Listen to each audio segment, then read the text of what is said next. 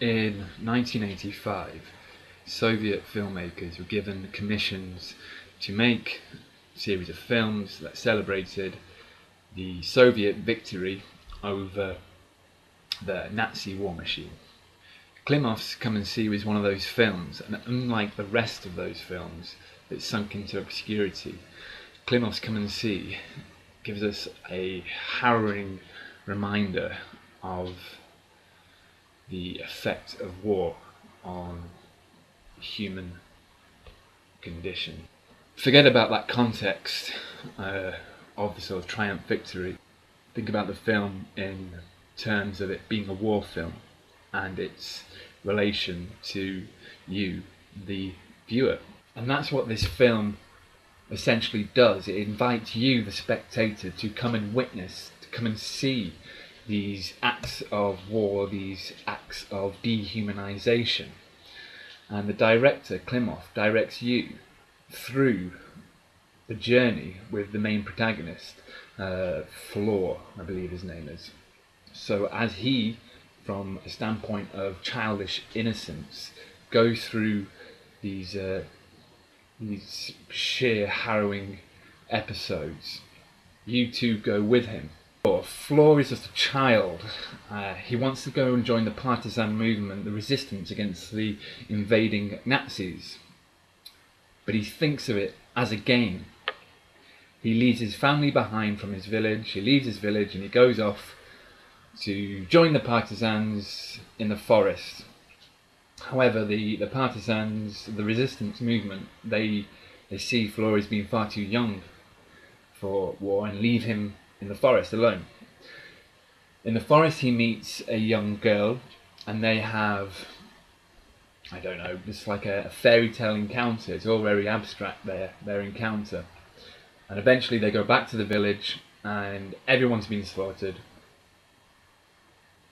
And then eventually they go meet the rest of the villagers who have escaped the Nazi slaughter.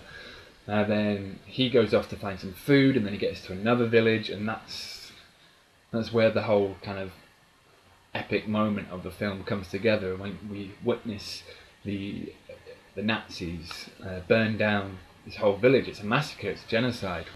The actors' performances, I would say, they're harrowing. They're in the same kind of theme of the abstract. They're not quite human in the way they are portrayed through shot and frame. Some people have said that this is in the vein of a Soviet realism, but I mean, if you think about some of the partisans, they have come straight out of a Soviet montage film. They're caricatured to be these kind of like macho men, these strong workers.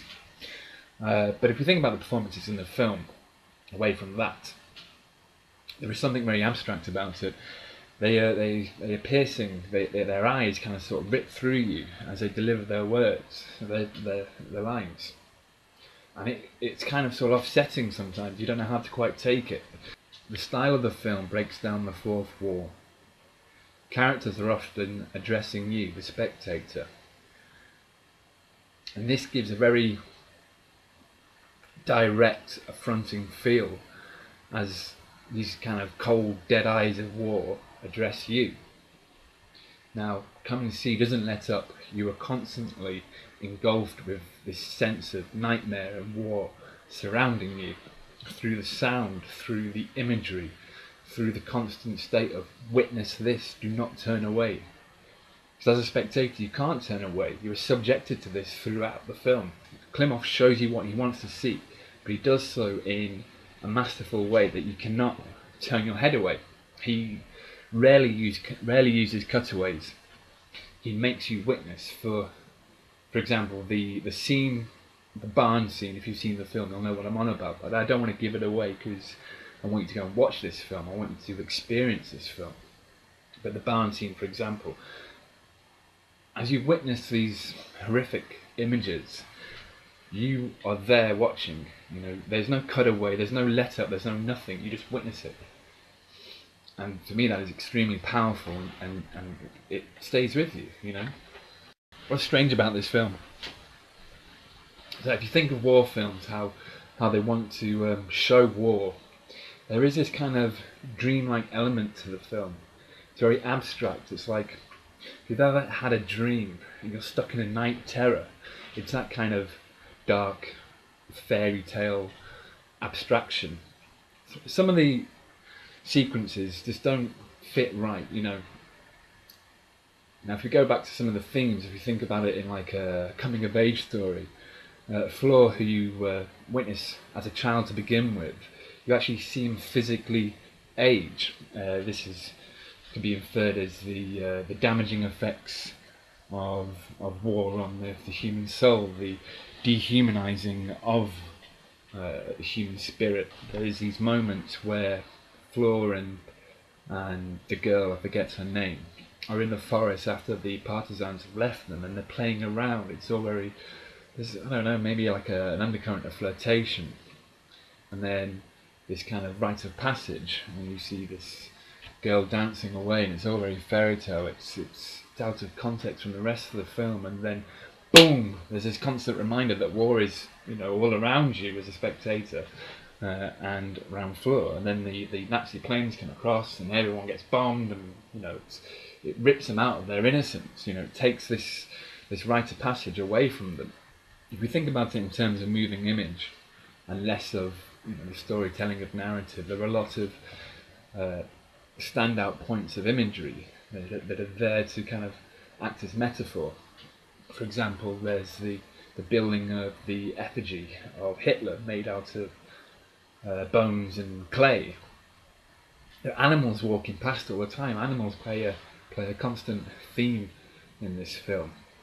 For example, the cow that Fleur is trying to take to the village, which ends up getting shot. I mean, maybe they're trying to make a juxtaposition between human nature and animal nature being all the same thing, you know, all lambs to the slaughter regardless. One thing that must be noted is the soundtrack within this film.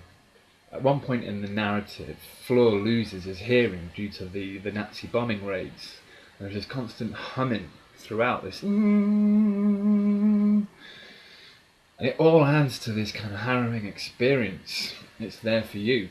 Also in the soundtrack there is a sound of bugs and flies, you know, that kind of creepy crawly sound that gets under your skin, and it kind of adds to the whole flavour of the film. It just kind of creeps you out. It's shocking, it just adds to the whole experience. There are moments in this film which are just pure art house, and you think, what's going on here? I mean, look at this clip now, and you'll get that feeling.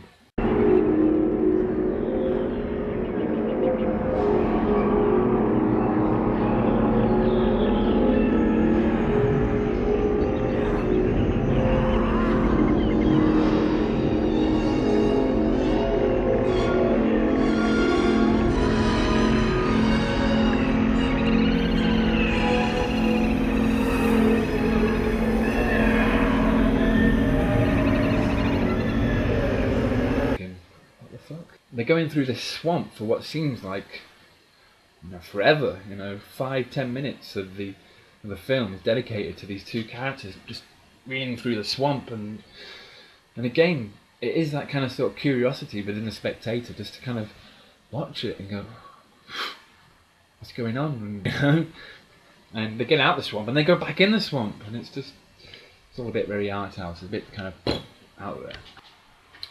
What this film does is shows us the excesses of human evil and how ruthless man can be to their fellow human being. And it does so with unforgiving, relentless horror. As we witness Fleur age throughout the film, physically age throughout the film, from a smiling, happy child to this war-affected, grimacing human being. We witness him change. Towards the film's end, he comes across a portrait of Hitler in the remains. And it's the only time he shoots his gun. He aims at the portrait and he fires at this image of Hitler. And every time he fires, Klimov gives us a flash cut of Hitler, but going backwards in time. So, you know, it goes from Hitler kind of rising to power, Hitler fighting in World War I, and Hitler as a baby himself. So I guess the message there is war is the corruption of innocence. Innocence is corrupted by war, and then has these profound effects of hatred within, the human spirit. So war dehumanizes us to make us hate. So I guess even Hitler was an innocent baby once. Floor was innocent. He's now a hardened person due to the consequences of war. Now it's difficult to talk about this film without mentioning the barn scene. Now I'm not going to go into great detail about this particular scene, but if you take into regard what I've said about the film and how it makes you feel, there is that sense where to watch this barn scene, you are just, it's just complete shock and awe on the spectator, your own eyes. As you watch it, you're just like, and it stains on your memory. You are not to forget this. This is like it's an act of pure evil. War films that dealt with ideas of genocide. To me, this particular film really takes it to the next level, and really kind of gets you in a way that other films haven't. It doesn't have emotional, premeditated emotional feeling that's already built in to the film's context. If you think about Schindler's List, you already come into it expecting, you'll see some kind of harrowing scenes of genocide, the treatment of the Jews, so forth. But this, because it kind of comes at you in an unsuspecting way, and in a harrowing way, it's more, for me, shocking than say Schindler's List. And strangely enough, this was Klimov's last film. He did it in 1985, and he passed away in early 2000s maybe. He didn't make anything after this. So make of that what you will. And I'll leave you with this last scene.